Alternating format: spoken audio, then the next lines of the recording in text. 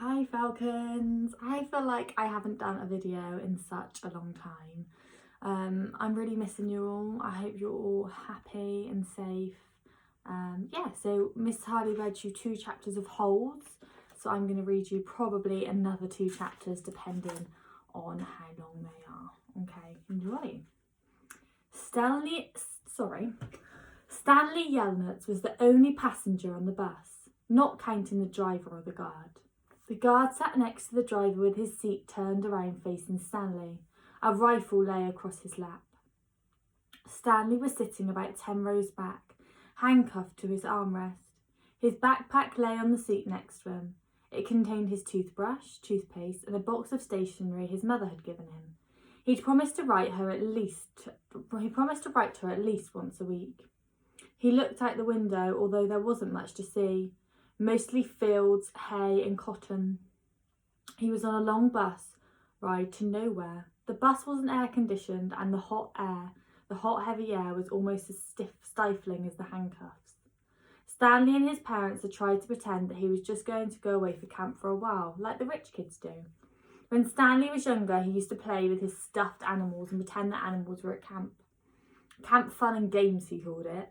Sometimes he'd have to play them soccer with a marble. Other times he'd run them an obstacle course or go bungee jumping off a table, tied to broken rubber bands.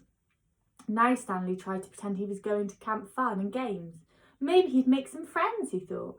At least he'd get to swim in the lake. He didn't have any friends at home. He was overweight and the kids at middle school often teased him about his size.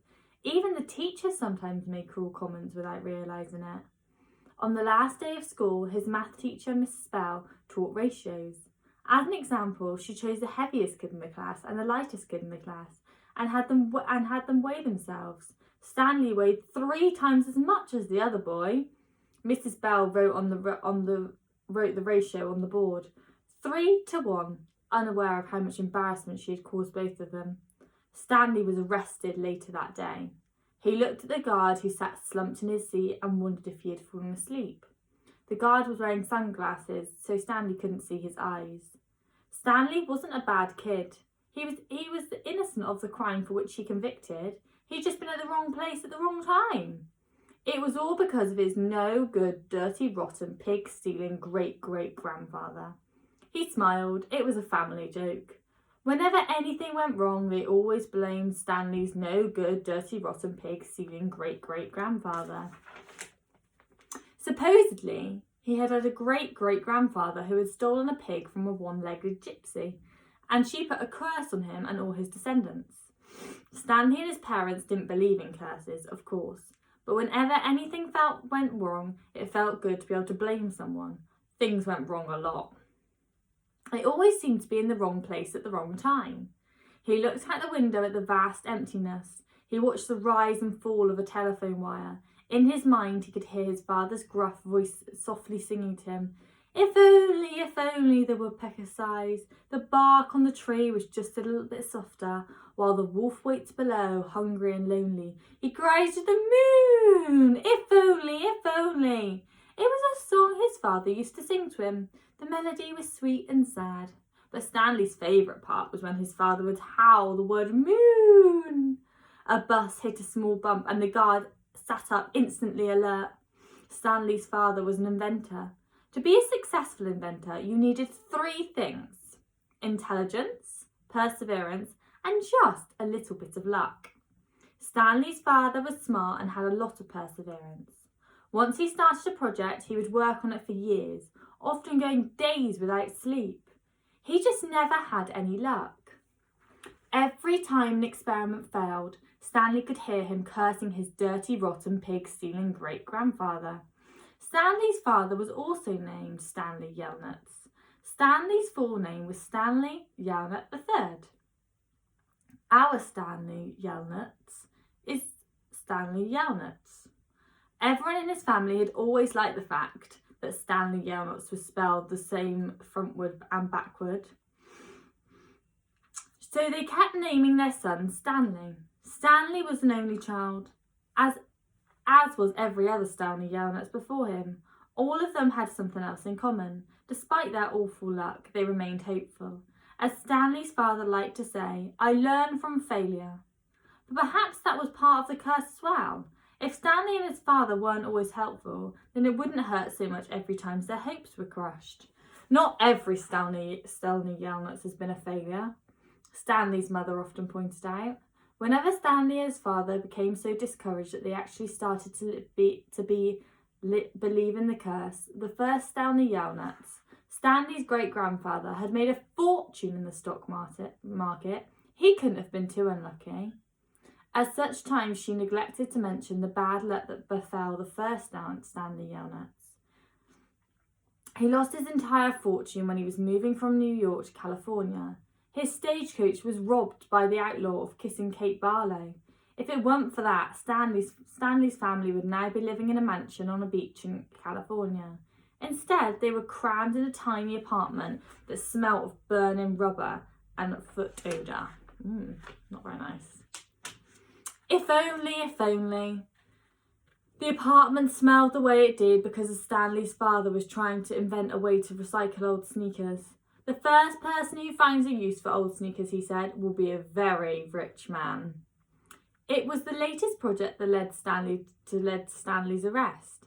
The bus ride became increasingly bumpy because the road was no longer paved. Actually, Stanley had been impressed when he first found out that his great-grandfather was robbed by Kissing Kate Barlow. True, he would have preferred living on a beach in California, but it was kind of cool to have someone in your family robbed by a famous outlaw. Kate Barlow didn't actually kiss Stanley's great-grandfather. That would have been really cool, but she only kissed the men she killed. Instead, she robbed him and left him stranded in the middle of a desert. He was lucky to have survived. Stanley's mother was quick to point out. The bus was slowing down. The guard grunted as he stretched his arms. Welcome to Camp Green Lake, said the driver. Stanley looked out the dirty window. He couldn't see a lake, and hardly anything was green. Chapter 4. Stanley felt somewhat dazed, but as the guard unlocked his handcuffs and led him off the bus. He'd been on the bus for over 8 hours. Be careful, the bus driver said as Stanley walked down the steps. Stanley wasn't sure if the bus driver meant for him to be careful going down the steps, or if he was telling him to be careful at Camp Green Lake. Thanks for the ride, he said. His mouth was dry and his throat hurt. He stepped onto the hard, dry dirt. There was a band of sweat around his wrist where the handcuff had been. The land was barren and desolate. He could see a few run-down buildings and some tents. Farther away, there was a cabin beneath 2 tall trees. Those 2 trees were the only plant life he could see. There weren't even weeds. The guard led Stanley to a small building. A sign on front said, "You are entering Camp Green Lake, Juvenile Correctional Facility."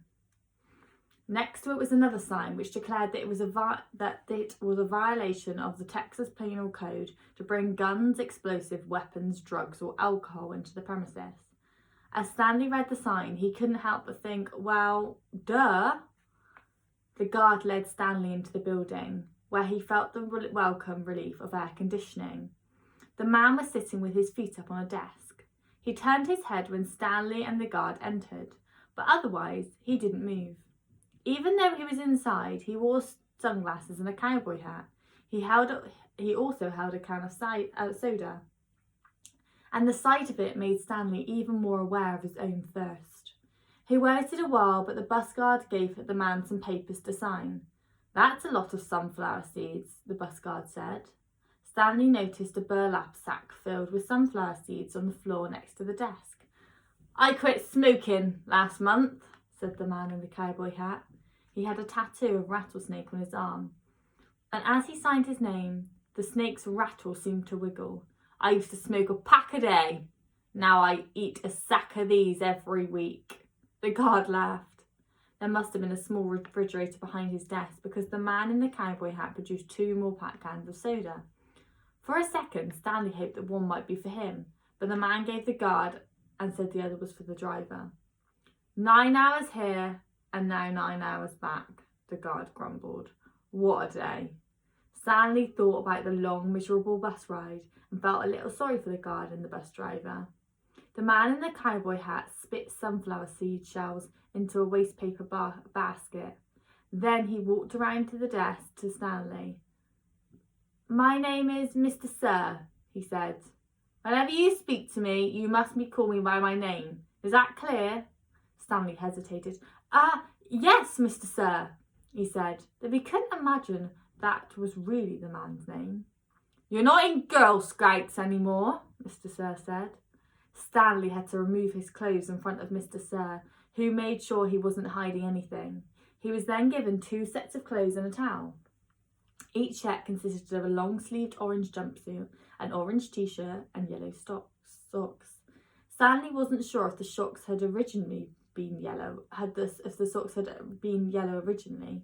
He was also given white sneakers, an orange cap and a canteen made of heavy plastic, which unfortunately was empty. The cap had a piece of cloth sewn on the back of it for neck protection. Stanley got dressed. The clothes smelled like soap.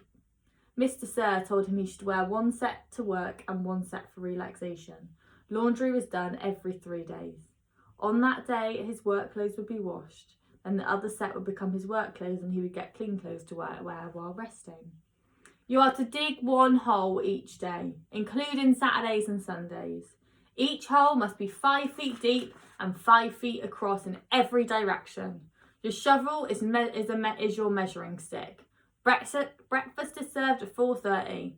Stanley must have looked surprised because Mr. Sir went on to explain that they started early to avoid the hottest part of the day. "No one's going to babysit you," he added. "The longer it takes you to dig, the longer you'll be out in the sun. If you dig up anything interesting, you are to report it to me or any other counsellor. When you finish, the rest of the day is yours." Stanley nodded to show he understood. "This isn't a Girl Scout camp," said Mr. Sir. He checked Stanley's backpack and allowed him to keep it. Then he led Stanley out into the blazing heat. "Take a good look around you," Mr. Sir said. "What do you see?" Stanley looked across the vast wasteland. The air seemed thick with heat and dirt. "Not much," he said, and then added, "Mr. Sir," Mr. Sir laughed. "You see any guard towers?" "No." "How about an electric fence?" "No, Mr. Sir." "You want to run away?" Mr. Sir asked him. Stanley looked back up at him, unsure what he meant. "If you want to run away, go ahead. Start running. I ain't going to stop you." Stanley didn't know what kind of game Mr. Sir was playing. "I see you looking at my gun. Don't worry. I'm not going to shoot you." He tapped his holster. "This is for yellow-spotted lizards. I wouldn't waste a bullet on you." "I'm not going to run away," Stanley said. "Good thinking," said Mr. Sir. "Nobody runs away from here. We don't need a fence. Know why? Because we've got the only water for 100 miles away. You want to run away? You'll be buzzard food in 3 days." Stanley could see some kids dressed in orange and carrying shovels dragging themselves towards the tent. "You thirsty?" asked Mr. Sir. "Yes, Mr. Sir," Stanley said gratefully. "Well, you better get used to it. You're going to be thirsty for the next 18 months. I'm going to leave it there. Oh, I feel a bit sorry for Stanley at the moment. He's probably very thirsty and all he wants is a drink. Right, Mrs. Harley will hopefully read you 2 chapters on Wednesday. Hope you guys are okay and hopefully I'll see you soon. Bye.